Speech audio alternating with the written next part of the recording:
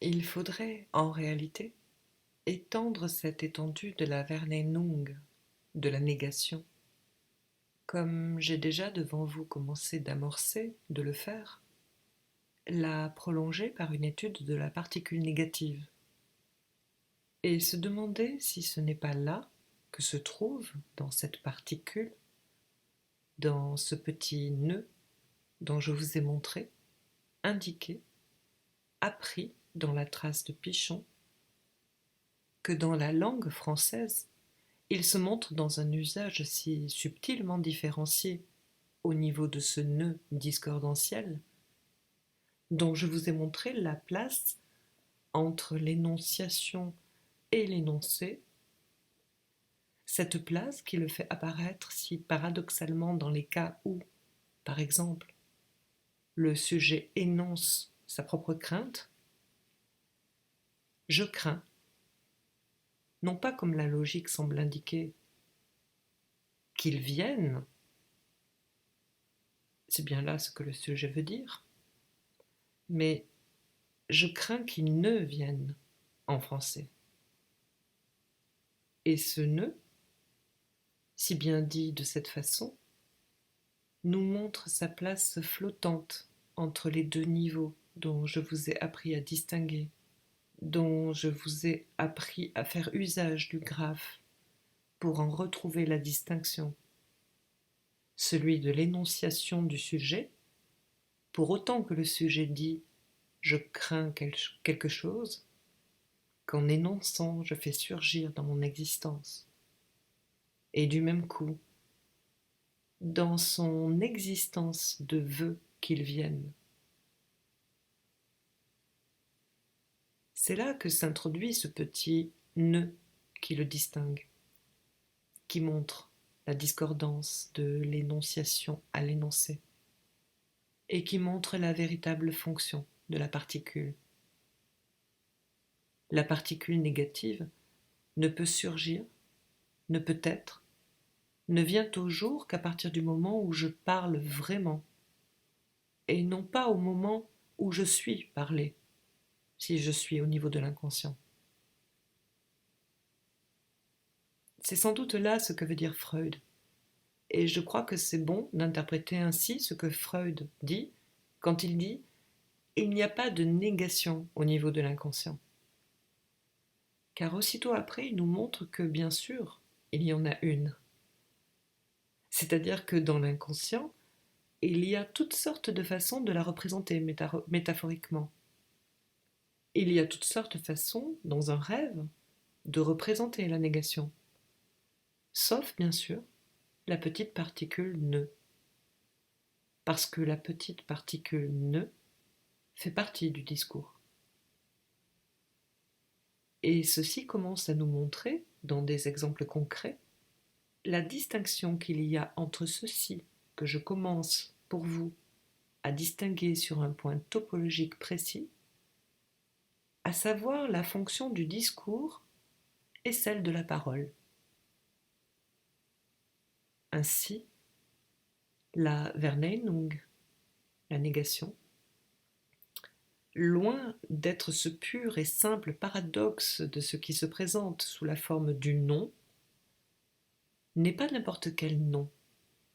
car il y a bien sûr tout un monde du non-dit, de l'interdit, puisque c'est même là la forme sous laquelle se présente essentiellement la Verdrangt, qui est l'inconscience. Mais si on peut dire, la Verneinung n'est que la pointe la plus affirmée de ce que je pourrais appeler l'entre-dit, comme on dit l'entrevue. Et aussi bien si on cherchait un peu dans l'usage courant de l'éventail sentimental tout ce qui peut se dire en disant seulement « je ne dis pas » ou simplement, comme on s'exprime dans Racine, « non, je ne vous hais point », eh bien pour concevoir dans ce jeu de loi, où vous voyez la Verdennung représenter la forme inversée d'un certain point de vue de la Verdrungen, la différence d'organisation qu'il y a entre l'une et l'autre par rapport à une fonction qui est celle de l'aveu. Je veux simplement vous indiquer ici, pour ceux pour qui ceci fait encore problème, que de même vous aurez une correspondance entre ce qui ici s'articule pleinement au niveau de l'inconscient, c'est-à-dire la Verurteilung, et ce qui se passe à ce niveau distingué par Freud dans la lettre 52, dans la première signification signifiante de la Verneinung, celle de la Verwerfung. Et l'un d'entre vous, la planche, dans sa thèse sur Ordeline, dont nous aurons, j'espère, un jour à nous entretenir ici, s'interroge sur ce que peut être cette Verwerfung et m'interroge en disant: s'agit-il du nom de père, comme il s'agit dans la paranoïa, ou s'agit-il du nom du père? Et s'il s'agit de cela, il y a peu d'exemples pathologiques qui nous mettent en présence de son absence, de son refus effectif. Si c'est le nom du père, est-ce que nous n'entrons pas là dans une suite de difficultés concernant le fait qu'il y a toujours quelque chose de signifié pour le sujet, qui est attaché à l'expérience, qu'elle soit présente ou absente, de ce quelque chose qui, je le dis, à quelque titre, à quelque degré, est venu pour lui occuper cette place. Bien sûr, cette notion de la substance signifiante, comme telle, elle a quelque chose qui ne peut pas manquer, pour tout bon esprit, de faire problème. Mais n'oubliez pas ceci, c'est dans le système premier des signifiants, dans le système au niveau des Wahrnehmungszeichen, des signes de la perception, ce à quoi nous avons affaire, c'est à quelque chose qui se propose comme la synchronie primitive du système signifiant. C'est dans la Gleichzeitigkeit, c'est pour autant que c'est en même temps que peut se présenter au sujet plusieurs signifiants que tout commence. C'est à ce niveau que le fort est corrélatif du da, et que le fort, encore, ne puisse s'exprimer que dans l'alternance, que quelque chose qui ne peut s'exprimer qu'à partir d'une synchronie fondamentale, c'est à partir de là que quelque chose s'organise dont, ici, il nous apparaît que le simple jeu du fort et du da ne saurait suffire à la constituer. Déjà, j'ai, devant vous, posé le problème. Quel est le minimum initial d'une batterie signifiante, concevable, pour que puisse commencer à jouer, à s'organiser le domaine, l'ordre et le registre du signifiant?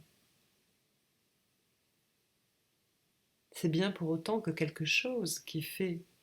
qu'il ne saurait y avoir de 2 sans 3, qui sûrement, je le pense, doit comporter même le 4, la quadripartite, le revers,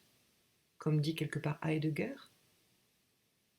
pour autant que quelque chose, qu'un terme est constitué,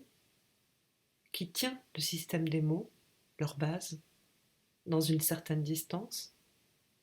une certaine dimension relationnelle, c'est pour autant que ce terme dont il s'agit peut être refusé, qu'il y a quelque chose qui manque et vers quoi tendra désespérément le véritable effort de suppléance, de la significantisation, que nous verrons se développer toute la psychologie du psychotique. Et ce quelque chose dont, après l'avoir ici simplement indiqué, je vous laisse simplement espérer que peut-être nous aurons à y revenir, avec aussi l'explicitation remarquable qu'en a fait la planche, au niveau du cas d'une expérience poétique, qui le déploie, qui le dévoile, qui le rend sensible d'une façon toute spécialement éclairante. Le cas d'Ordeline. La fonction, le point, le lieu, de cet endroit, de cette place où il y a quelque chose qui contient les mots, qui les contient au sens où contenir veut dire retenir, où une articulation, une distance primitive et concevable est possible, et introduit la synchronie sur laquelle ensuite peut s'étager la dialectique dont il s'agit, la dialectique essentielle, celle où l'autre peut se trouver comme l'autre de l'autre. Cet autre de l'autre, qui n'est là que par sa place, peut trouver sa place même si nulle part nous ne pouvons le trouver dans le réel. Même si tout ce que nous pouvons trouver dans le réel pour occuper cette place ne vaut que pour autant qu'il occupe cette place, mais ne peut lui apporter aucune autre garantie que d'être cette place.